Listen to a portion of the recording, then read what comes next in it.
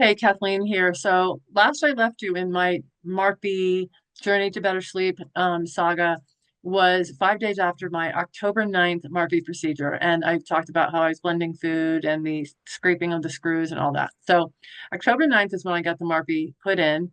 And I'm doing this with Dr. Evans in Pennsylvania. I did two turns on the 9th when we installed it, and then I didn't turn again until 3 days later on October 12th, Saturday. Doing two turns a day, and I split on October 21st. Very mild, did not really notice anything majorly different. So it was not like anything dramatic. And I just noticed that there was a tiny gap, tiny. And then 2 days later, when I did my virtual and sent pictures, she's like, okay, moved to one time a day for 10 days. Then I sent in pictures again on October 31st, and they said, okay, just do one time a day for 6 days, and we'll see you on November 7th. So I went in on November 7th for an in-person, consult. Now she's 3 hours away, so the consult's like 20 minutes, but that's just the way it is. She said, because the Marpe, I guess, has expanded me and I've come out a little bit on the top. She said my disparity between the top and the bottom was a little greater than it had been.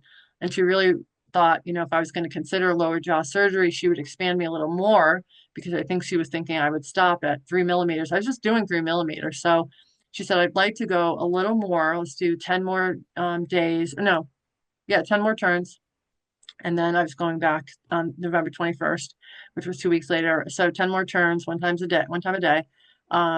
And she wanted to get a little more expansion on the top, which would again maybe even make it a little further from the bottom. But if I was doing lower jaw surgery, it's going to eventually come up. So I hadn't like gotten my head around doing lower jaw surgery. That wasn't it was on my radar, but it wasn't anything I had like thought, oh yeah, I'm definitely going to do that. So I feel a little bit like this Marpe has kind of forced that, which I was kind of a little pissed off about. But in the end, I know bringing my lower jaw forward, it's really going to make a huge difference in my sleep because even when I just move it forward, I can feel a difference in my breathing. Now, yes, the Marpe did um, also expand the nasal floor, and I do breathe even better through my nose. I was always a nose breather.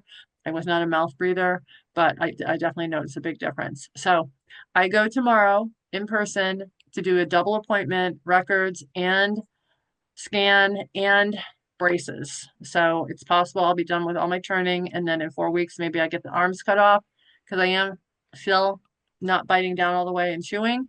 I am still doing some smoothies and some, even for dinners, you know, whatever we have, chilies and things like that. I will go ahead and put in the blender. But I am doing more eating, just regular food that I can do with the expander, and it's been okay.